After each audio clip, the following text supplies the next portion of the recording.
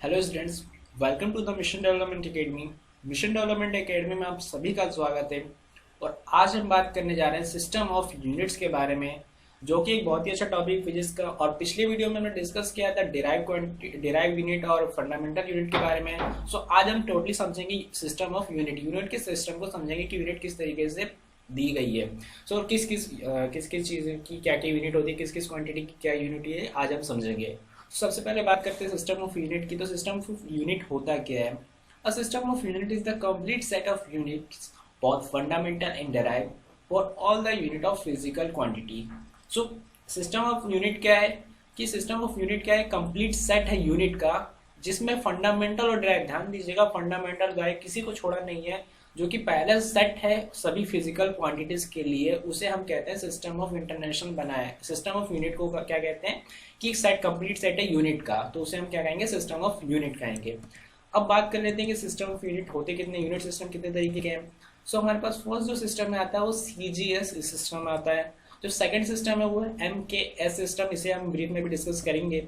और जो third system है वो FPS सिस्टम है। और fourth one is SI system, बहुत पॉपुलर है ये। सो पहले बात करते हैं CGS सिस्टम के बारे में। सो CGS सिस्टम होता क्या है? So the first system of unit, ध्यान दीजिए, पहला सिस्टम सबसे पहले से बताया गया था। The first system unit is centimetre gram second.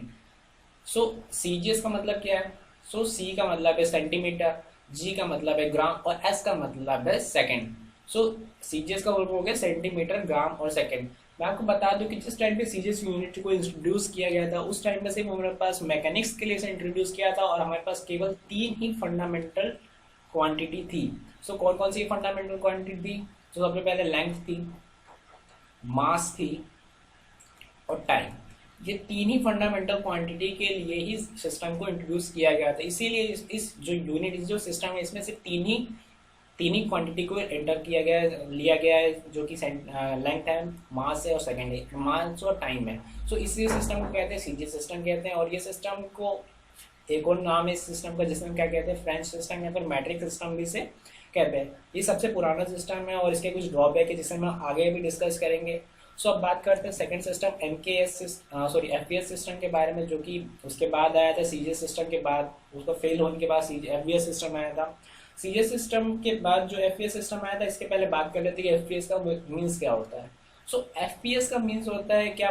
F का मतलब होता है फुट, P का मतलब पाउंड और S का मतलब होता है सेकंड। ये भी टाइम, लेंथ, मास और टाइम के लिए ही डिफाइन किया गया था। सो F का मतलब फुट, P का मतलब पाउंड, S का मतलब सिस्टम। सो इससे क्या मिल गया? FPS सिस्टम हमें मिल गया, unit of system. System set कर दिया गया है कि भाई जो लेंथ है उसे फुट में मेजर करेंगे, जो टाइम है उसे सेकंड में मेजर करेंगे, और जो वेट है, सॉरी, जो मास है उसे हम किस में मेजर करेंगे? पाउंड में मेजर करेंगे।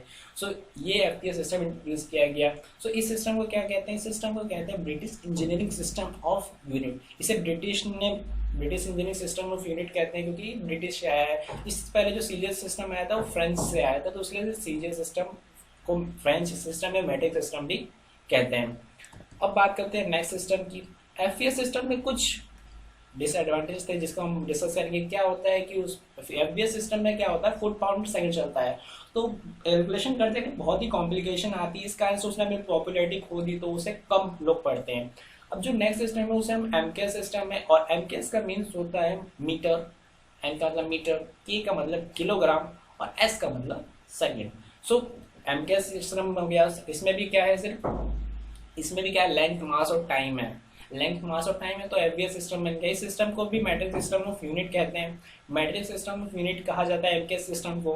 और MKS सिस्टम जो है वो CGS सिस्टम से ज़्यादा अच्छा है। क्यों? क्योंकि CGS सिस्टम में क्या था? CGS सिस्टम में क्या होता था कि जो लेंथ है उसे हम सेंटीमीटर में मेजर करते थे, और जो ग्राम है उसे हम, सॉरी, जो G है उसे हम, जो मास है उसे ग्राम में, और सेकंड को तो सेकंड में कर रहे हैं। हर सिस्टम में ये कॉमन है, ये बात तो कॉमन है, इसलिए इसकी बात ही नहीं करनी चाहिए। तो बात करते हैं सेंटीमीटर, ग्राम। सो जो CGS यूनिट है बहुत ही छोटे ऑब्जेक्ट के लिए बात हो रही है, बहुत ही छोटी, या तो डिस्टेंस बहुत छोटी है तो सेंटीमीटर में मेजर कर रहे हैं, या फिर बहुत कम वजन है, बहुत कम मास है उसका। सो G भी, जो ग्राम है वो भी बहुत कम है। तो ये छोटे छोटे मेजरमेंट के लिए CGS यूनिट यूज करते हैं। बट जब बड़े बड़े मेजरमेंट आने लगे मैकेनिक्स के लिए, मैकेनिक्स में, सो वहाँ पे क्या हुआ कि ये जो सेंटीमीटर था इसे मीटर में कन्वर्ट कर दिया गया, जो कि सेंटीमीटर, आपको पता है कि मीटर सेंटीमीटर जो है छोटा है मीटर से, क्योंकि 100 सेंटीमीटर बराबर होता है 1 मीटर। सो ऑब्वियसली मीटर जो है बड़ा है, तो क्या हुआ कि बड़ी कैलकुलेशन के लिए मीटर को इंट्रोड्यूस किया गया, और जो मास है उसे ग्राम से केजी के में चेंज कर दिया गया, और जो सेकंड था सेकंड को सेकंड ही रखा गया है। तो ये तो कॉमन बात है। सो इसे एमके सिस्टम कहते हैं, इसे मैट्रिक सिस्टम भी कहते हैं। सो ये उससे सीरीज सिस्टम से ज़्यादा अच्छा है, क्योंकि सीरीज सिस्टम में जो कैलकुलेशन होती थी वो बहुत छोटी छोटी कैलकुलेशन, बहुत बड़ी कैलकुलेशन हमारे पास आती थी सॉल्व करने के बाद। बट एमके सिस्टम में क्या होती है, वैल्यू हमारे पास कम आती, बट जो यूनिट है उसको हमने थोड़ा बड़ा कर दिया। सो ये कुछ थे। अब इस टाइम तक अभी हमारे पास केवल 3 ही फिजिकल फंडामेंटल फिजिकल क्वांटिटी थी, लेंथ, मास और टाइम। लेकिन जब एमके सिस्टम आया तो यहाँ पे एक और फिजिकल क्वांटिटी, 2 और फिजिकल क्वांटिटी ऐड हो गई। 2 और फिजिकल क्वांटिटी क्या ऐड हो गई? पहली बात कि एम्पियर और कुलाम। एम्पियर आपको पता है करंट की यूनिट है, कुलाम आपको पता है चार्ज की यूनिट होती है कुलाम। सो ये दोनों यूनिट भी, ये दोनों क्वांटिटी भी आ गई, इस टाइम तक इंट्रोड्यूस हो चुकी थी फिजिकल फंडामेंटल फिजिकल क्वांटिटी के अंदर, इसे रख दिया गया था। सो इसको भी डिफाइन करने के लिए कोई सिस्टम चाहिए था। सो जो एम्पियर को डिफाइन करने के सिस्टम, जैसे सॉरी यहाँ एफपीएस नहीं आएगा, यहाँ पे ये आएगा एमकेएस, ठीक है। सो जो एमकेएस था, जो मीटर किलोग्राम सेकंड था, जब एम्पियर के लिए डिफाइन करना चाहिए, तो ये तो जो एमकेएस था वो सिर्फ किसके लिए डिफाइन हुआ था? ये तो सिर्फ लेंथ, मास और टाइम के लिए डिफाइन हुआ था। बट एम्पियर आने से क्या हुआ, इस सिस्टम में एक एक्सटेंड किया गया, सिस्टम को आगे बढ़ाया गया, और इसको क्या एक और नाम दे दिया गया। उस नाम को क्या कहते हैं? उस नाम को कहते हैं एमकेएसए सिस्टम। सो सिंपल्स क्या है, एम्पियर के लिए ए जोड़ दिया। वही कुलाम के लिए क्या करेंगे कि एमकेएससी सिस्टम। सो ये क्या हो गया कि metre kilogram second coulomb system और metre kilogram second ampere system. ये सिर्फ उस टाइम पे जब एम्पियर और कुलाम को इंट्रोड्यूस किया गया, 2 क्वांटिटी इंट्रोड्यूस की गई, तो उस टाइम पे ये सिस्टम उन्होंने इसी के आगे कर दिया।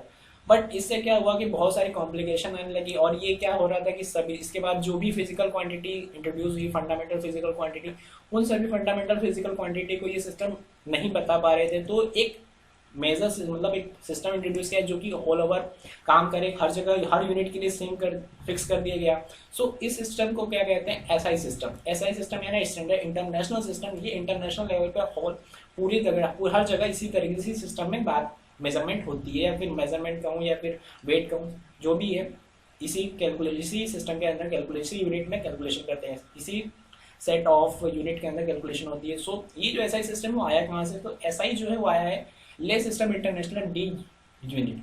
ये जो है फ्रेंच है, फ्रेंच, और ये फ्रेंच इसका मतलब होता है कि इंटरनेशनल यूनिट ऑफ सिस्टम, और इसी से एसआई सिस्टम बना है। तो जो ये फ्रेंच से आया हुआ है, ये बस इतना बताने के लिए था कि ये जो एसआई सिस्टम कहाँ से आया, फ्रेंच लैंग्वेज से आया। और इसे किसने इंट्रोड्यूस किया था? इसे इंट्रोड्यूस किया था 1960 में by the General Conference of Weight and Measure में।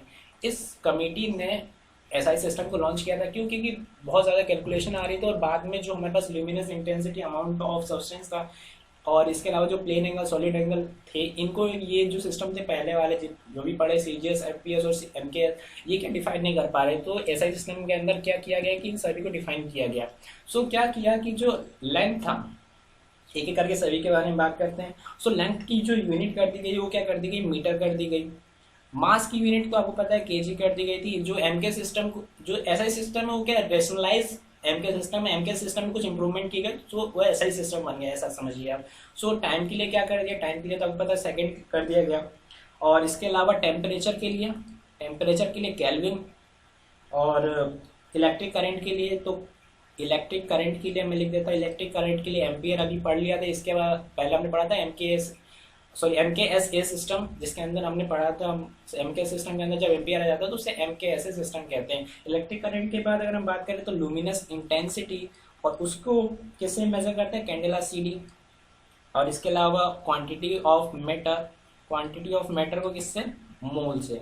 सो ये क्या फिक्स कर दिया गया कि हाँ, जो लेंथ उसको मीटर में ही मेजर करेंगे, मास को केजी में ही मेजर करेंगे, टाइम को सेकंड में ही मेजर करना चाहिए करेंगे, और टेम्परेचर को केल्विन में मेजर करेंगे, और इलेक्ट्रिक करंट को एम्पियर में, और लुमिनस इंटेंसिटी को कैंडेला में, और अमाउंट ऑफ सब्सटेंस को हम किसमें?